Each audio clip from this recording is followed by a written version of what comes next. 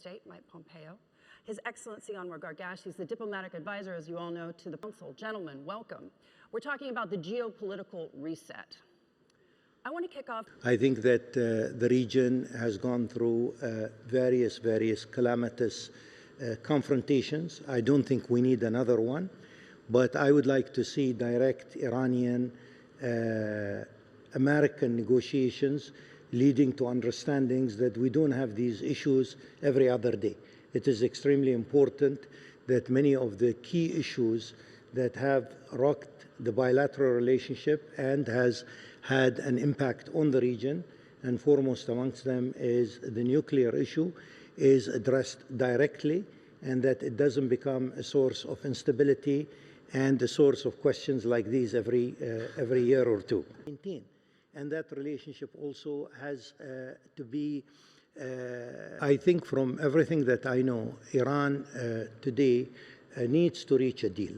I think Iran, on the one hand, has suffered geopolitically, and at the same time, its economy needs to rebuild itself, and to rebuild that, they need to rebuild their relationship with the United States.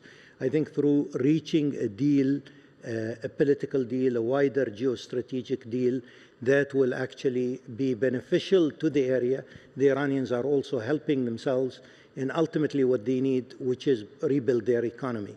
Have any shot at the midterms, or is this going to be a total wash for the Republicans? Oh, it's unimaginable that there can be a deal. To me, we've had a deal with the Iranians multiple times. They have cheated and lied and avoided compliance with every deal they've signed. I watched President Trump. I was there. I recommended to the president that he withdraw from the previous nuclear deal that we had agreed to under President Obama.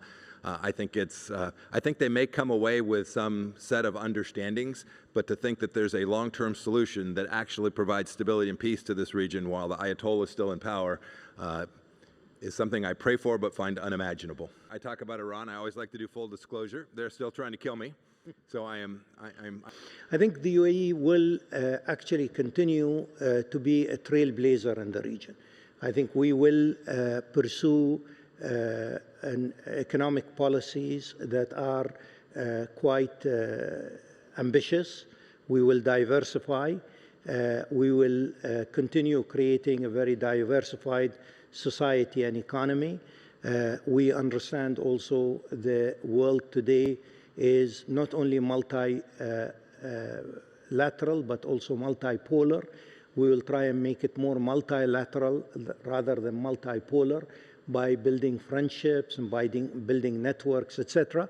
I think we will also continue championing the issue of peace in the region through the Abrahamic Accords and others.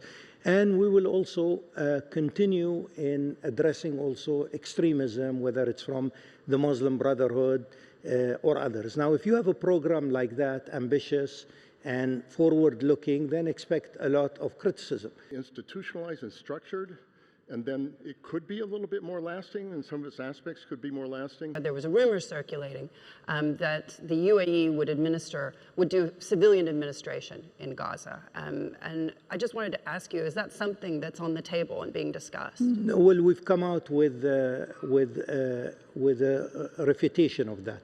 So it's not true, but we will be very much engaged. We were the major donor really to humanitarian donor to Gaza during 2 years of difficult period.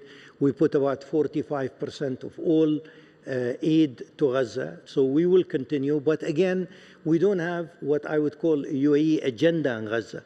We have to work with the Palestinians. We have to work with the Egyptians, the Israelis, the Jordanians, and of course, an American leadership is key, really, for achieving a sort of, I won't say sustainable solution at this time, but moving on with the part 2 of President Trump's plan, and hopefully looking at a brighter landscape following that. Thank you so much for joining us. Thank you. Thank you all very much.